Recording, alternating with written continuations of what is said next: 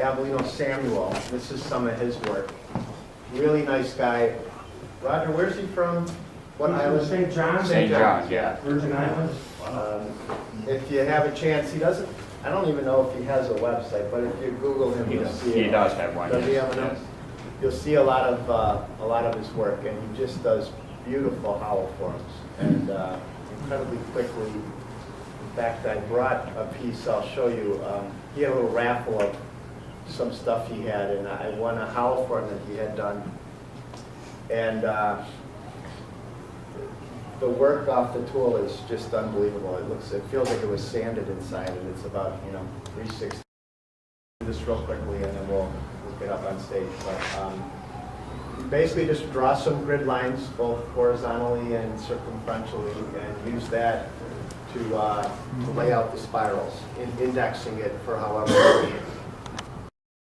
I made actually since I've been home, and that's sort of the grid process there after it was just turned, and then sort of midway through the carving and sanding, and then that's the finished piece in the bottom.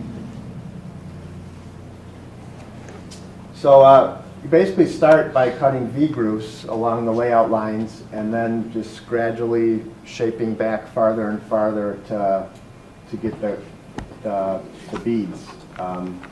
And Alfred's going to demonstrate some of the tools we use and different ways to accomplish that. He'll talk about all of these. About a few things that I do as well. So between the two of us, you'll get a few different ways to accomplish the same thing here. This is carving the initial spiral V-grooves. That's kind of the finished early stage with the V-groove cut out. A little louder, please. Sorry. This is just the early stage, just the V-grooves cut out on the layout lines before any real shaping.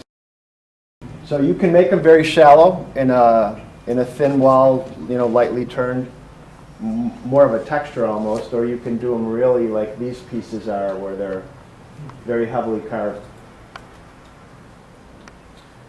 So what are the tools that we used? This is all going to be available too. I think it's be a newsletter, but it's all online, Yes. so you can Already online. copy all of this. And by the way, I want to thank Alfred and Roger. I wasn't a lot of help in putting this all together. They worked hard on getting all this together. Another really interesting thing that he does, this is probably not rocket science to a lot of you, there's a collar, and then he makes his finials in two pieces. And there's some really logical reasons why that made a lot of sense to me. I'm doing them all this way as well now. But number one, if you turn the finial alone, doesn't matter how big the base is or where it's going to go, you can basically use pen blanks for them. And we're using a lot of exotic woods, so it really saves a lot on wood versus if you were going to turn it all in one piece with a bigger base on it. The other neat thing he does is he turns a longer sort of stem on the base, which will get glued into the finial. And everybody picks up a piece, particularly a hollow form with a big finial on it, and then they look at it like this, and then the finial goes flying out of the piece and breaks. So it really does kind of hold it in place. And you can also turn the base and sort of test fit everything. So When you do vessels? yes, yeah, we were working with all green wood. Although those, Worried about shrinkage or anything like that? Or? You just have to, the hollow forms, they will move, I turn mostly end grain, so they don't quite move as much, but I have done some side grain. These layout lines, it's not like, making those little basket weave kind of illusion things. You can fool around with it even as you're carving, you can kind of adjust. At break time, you'll have them outside next to Victor. There's also a link on the webpage. I am a big fan, by the way, for hollow forms.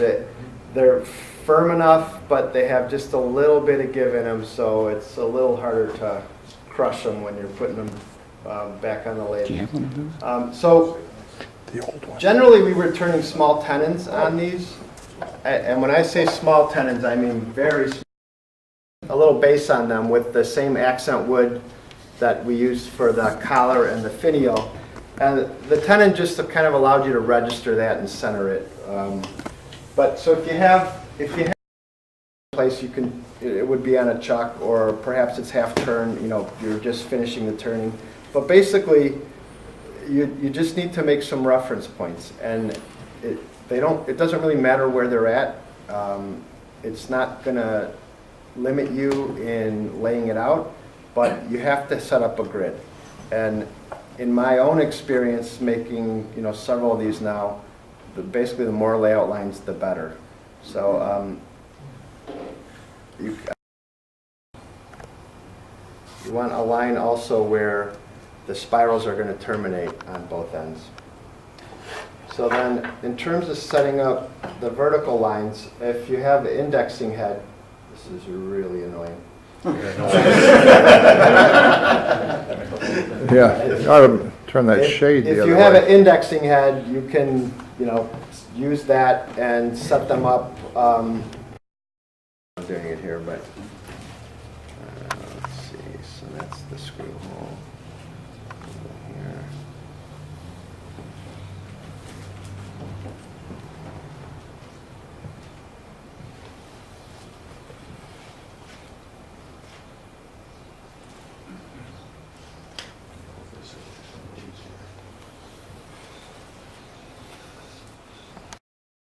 Number of those horizontal lines that you're putting on, or?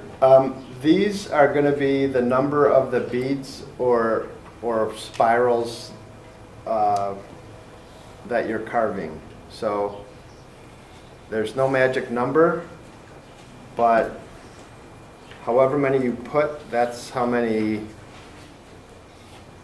beads or coves or whatever spiraling element that you have down. That's going to basically divide it up so that they all match. Mylar I had in the shop, but actually what works really well is just the side of a plastic milk jug, you know. That's actually good material. And all you need to do are just take some French curves and draw some parallel lines with them. You know, this is just a line and then another line. And cut out some various shapes, you know, using different parts of the French curve. And you have some. Then you need to just kind of play with the curves and the shape that's pleasing to your eye. To my eye, I don't like the curves to come in at the top, sort of directly into it. I like them to kind of come off at a tangent, almost like they're terminating it into the circle on top.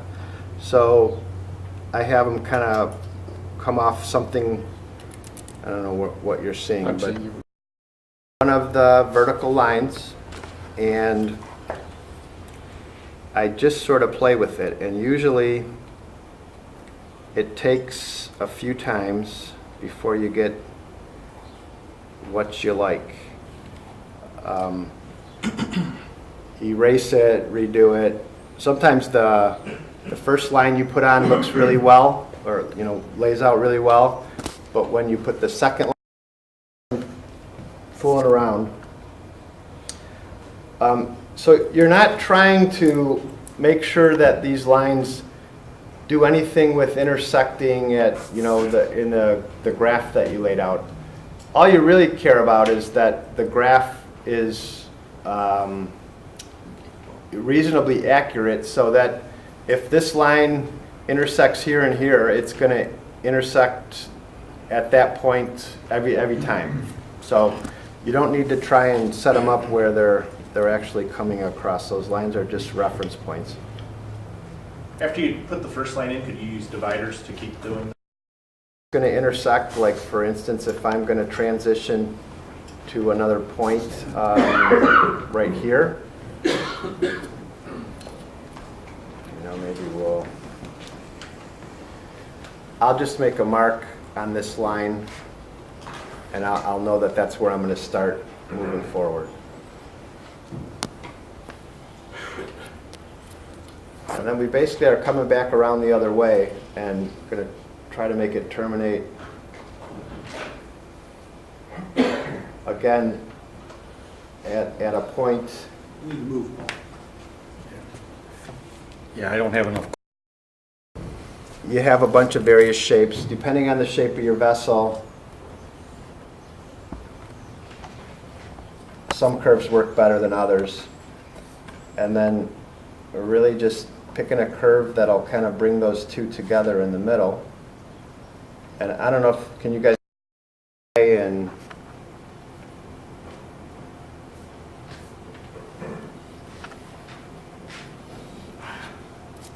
there you are. So then you would start at the next one using the same reference points, and that's where these little marks will help you. And you're trying to intersect. I'm on camera here, Paul? Yeah. You're trying to intersect where this line came across on the next one. It'll come across at the same 2 points, and vice versa as you go down. Should be at the widest part. I mean, it just will be at the widest part of, if they flow, if the curves flow nicely, it will be at the widest part of the vessel, the biggest diameter. Because obviously that's where there's the most real estate. As they come up, they'll get smaller, and as they go down, they'll get smaller. The narrower, the smaller diameter, the closer they get together. And so that does create some challenges in carving, but Alfred's going to show you how to fix all that. And that's really about it on the layout. Any questions about it? This is one that I started a while back. I haven't gotten back to it yet, but you can see the layout lines are a little more precise. And every time a line comes across any circumferential line, it comes across pretty much in the same spot across the layout lines. This one has beads and it has coves in it too. So I figured that we show how to make the bead and the cove, we kind of fitting both this and the spiral vessel, which would be like that one. So that's what I'm going to do right now. This is kind of a simulated one of that. And I just, rough line these here. And what we're going to do is we're going to do a bead here, a cove, and a cove. So we have the whole pattern going around. So, can you go back to this? Or, can you see it there? Yeah, I can see it. What we're going to do right now, we're going to lay out, we're going to cut these. So we're going to have all these grooves go through. After we do that, then we take the corners off. That we will spread from the middle out to the center to form the whole bead. And that's how it's all done. This will work better because you find out with the ones that comes in the packet, they're too shallow and usually you go underneath. So we bury it and you have problems there. So, Alfred? I'm yes. Sorry, what's too shallow? The bead. You want to go as far as the finished project is going to be, and then you start spreading out. You can go back and touch it up again, just to clean it and define that V again. But this is your deepest that you're Yes, you normally do that. And that all depends, as Jim was saying, depends on your wall thickness. So you have to figure out, if we have a piece that's 3/8 wall thickness, you can't go down with too deep because, you're going to blow through it. I actually had a catch on the inside, and I had a ridge here, and I was very close to blowing right through it. In fact, you could see daylight right through it. So you have to. One thing using these, never put your hands in the front. It's okay. So.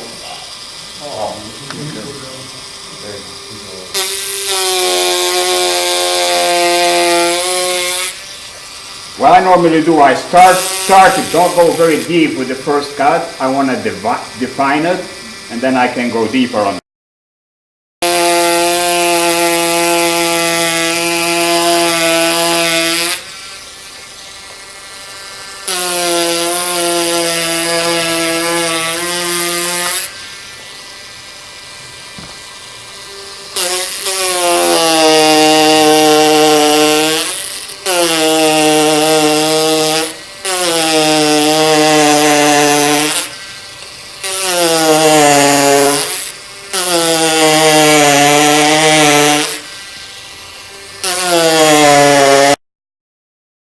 that's the deepest area. And also sometimes it depends on the grain of the wood, like in that one, which is a bit taller, you might have to rotate it and go the other way because you start splintering the wood, you're going against the grain. So.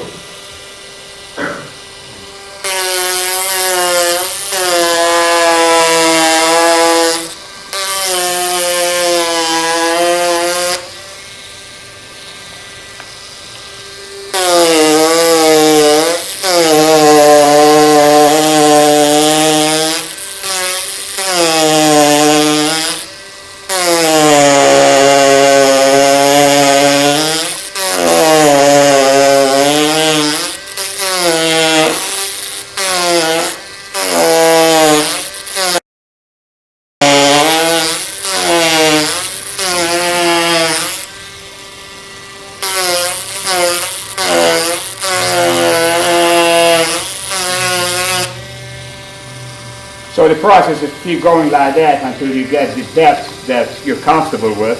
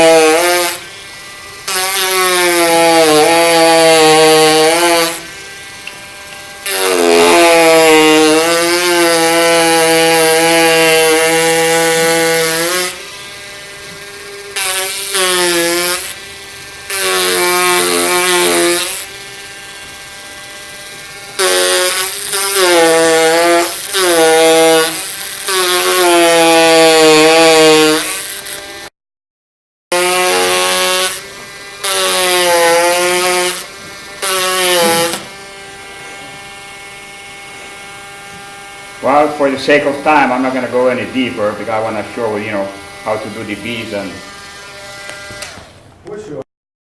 you're actually pushing in. This is an okay. It's not really that good. It's not that powerful. There are some ones in the market that are really a lot more powerful. Can't buy that one anymore. No, you can't. I found this online. So this is going to be a bead, then we're going to have a cove here. I have all these, Yeah, that's true. okay? Okay. So, You'll have a blow off. yeah, I think so. Yeah. Something where you just don't even think about it, boom, it's gone. Normally put a line down in the middle here of the bead. This is going to be the bead. And that's only going to be a reference for me to stay away from there.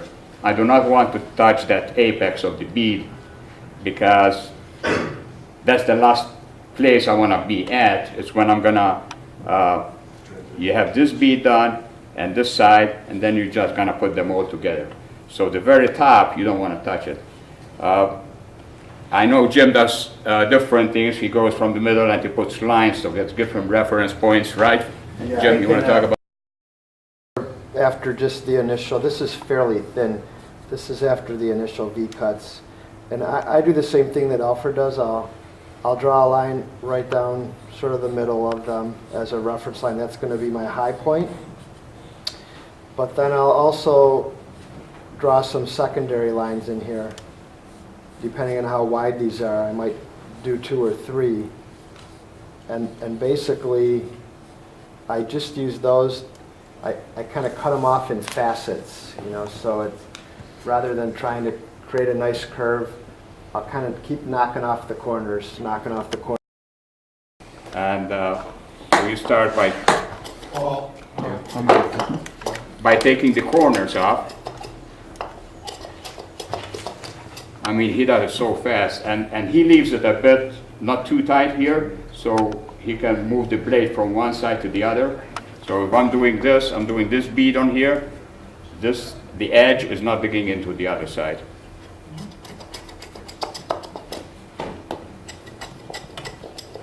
So that's one way of doing it. I've tried it, I think it's a bit too, it takes a bit too long. But he makes it look like it's so easy, doesn't he?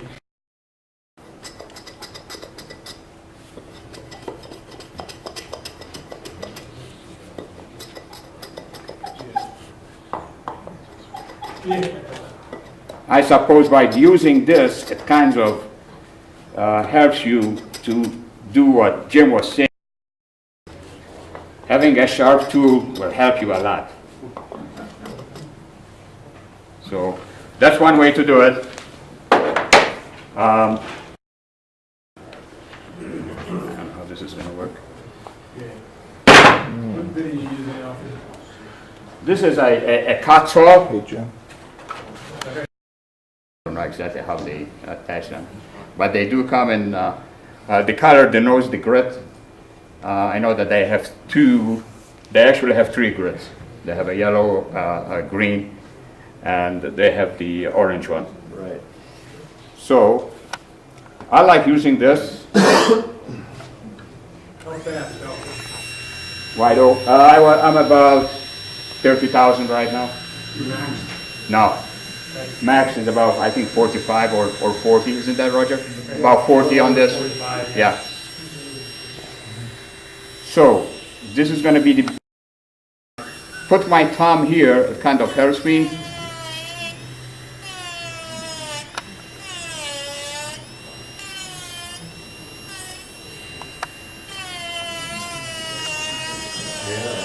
In terms of the speed, run them as fast as you can. Yeah.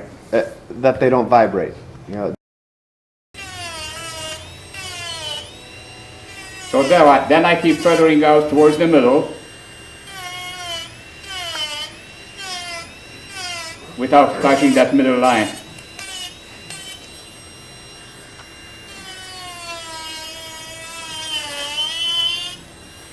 And what I do is this hand is always kind of helping me instead of me. It's a two-hand operation.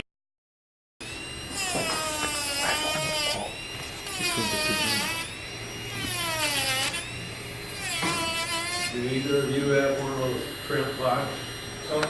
Pardon? Print box, she has a movable touch. Basically just running the edges. They're gonna like chisel or carve What's that? or saw. Running the edges more and more Yes. into the center. You're not taking any. You're not going any deeper into the groove or anything like that. Well, I'm forming. It's easiest, Sam, if you bring the V grooves down to the lowest point that you know, you're gonna sand them smooth in that, but do that first before you remove any other material. And you can kind of make sure that they all match pretty well too, that they're not kind of up and down and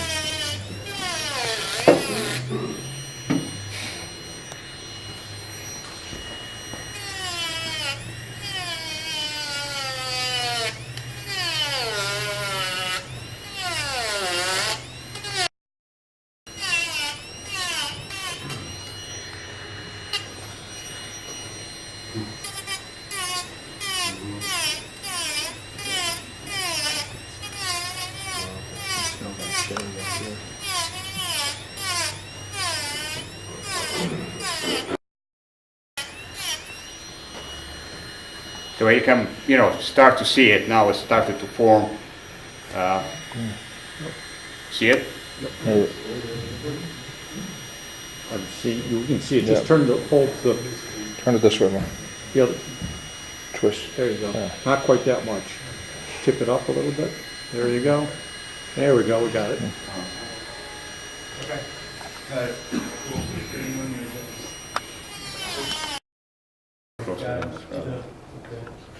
So, and they make the carbide Yeah. ones as well. You know, you don't have any Jim, but Because the inverted cone shape there you go. Keep it gets still. the flat part out of your way more. It's Mhm. it's not angling so Yeah. far into the other piece. For the sake of time. But that's more or less how you form that. We're gonna do a bead here now, and The cove. Cove. oh, a cove. Sorry. To do that, we're gonna use.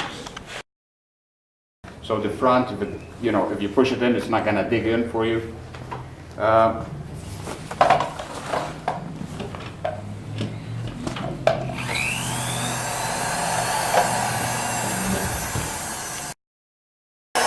And try and go in the middle.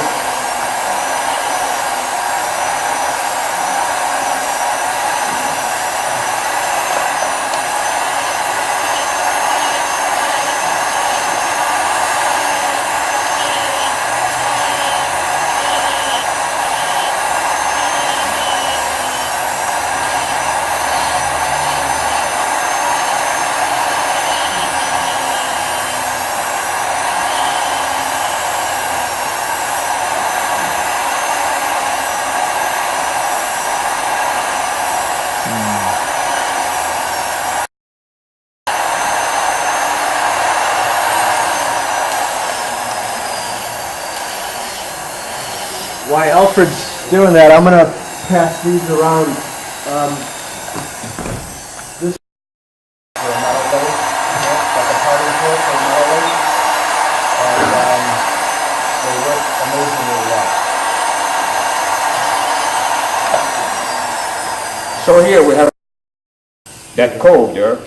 You see how quickly it goes with that. And we have this ridge here. And I'm going to show you how to can define those ridges and finish it. Now to finish this, there's different ways. I don't know what they call them, but you can cut your own sandpaper and roll it around. But I like these because it's not a hard surface, very hard. I find it works good for this application. The only thing with this is you can run it at high RPM because it wants to blow out when you. So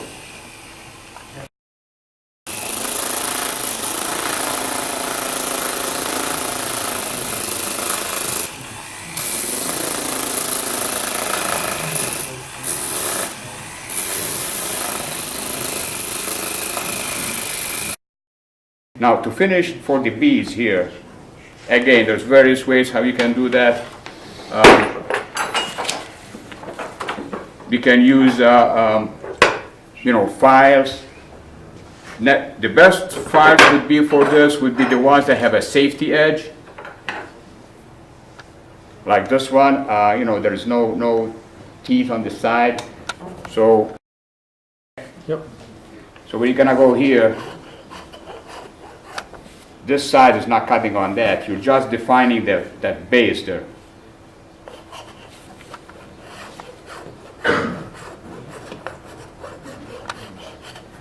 And I always start in the bottom and then work out. I find that's the best way. So, I mean, this takes a lot longer than we're trying to do it here. And also then, to do the other side of the same thing, you just go the same way.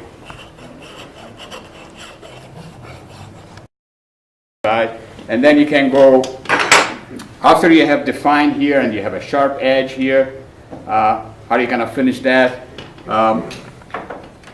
For doing the bead, I usually finish with different rows like this on different sandpaper. Cool.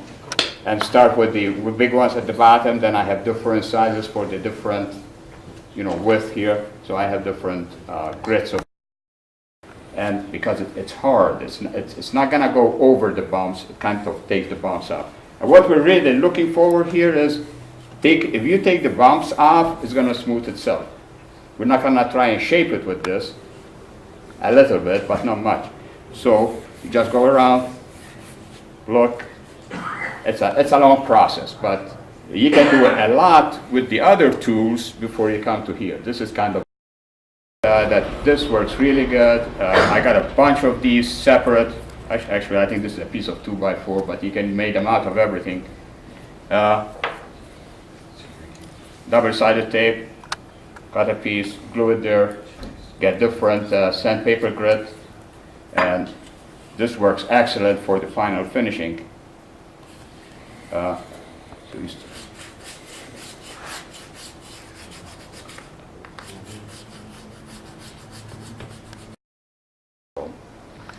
And the same thing goes to the other side.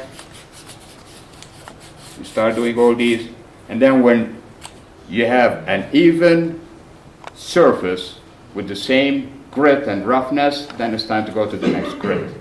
A lot of us try to go to the next grit before we're finished with the roughest grit.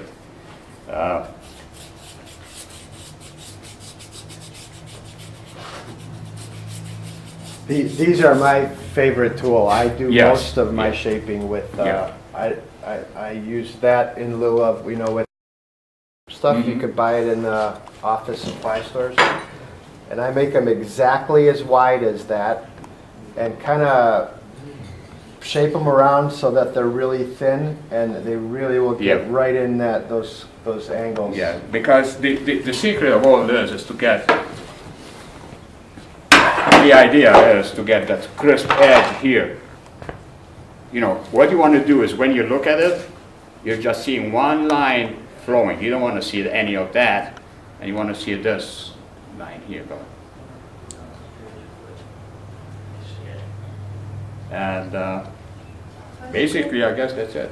The black part, the finish part. Yes, I was going to mention that, yes. What that's burnt. That's part? Burnt. It's pyrography. Okay. It's Greg and Matt showed us how to do it last month. That's a tip that you turn into a coil, and you attach it to your wood burner, and you just touch. What I did with this one, I went all the way down with it, and then when I started the next row, I started in the middle of it, so it's layered. So one is here and the other one is here, then the next one will be up here, so it's layered like that, up and down. And that's what gives you that effect. And I believe I used black gesso on this just to make it an even color. You're gonna see, I don't know if you can see it.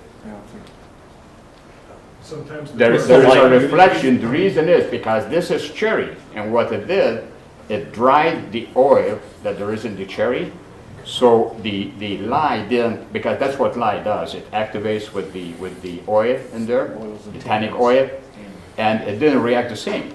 So some areas where I had the wood burning, it didn't turn it as dark. So it's food safe then. Oh. Yeah. So that's what happened with that one. Wider than the bottom.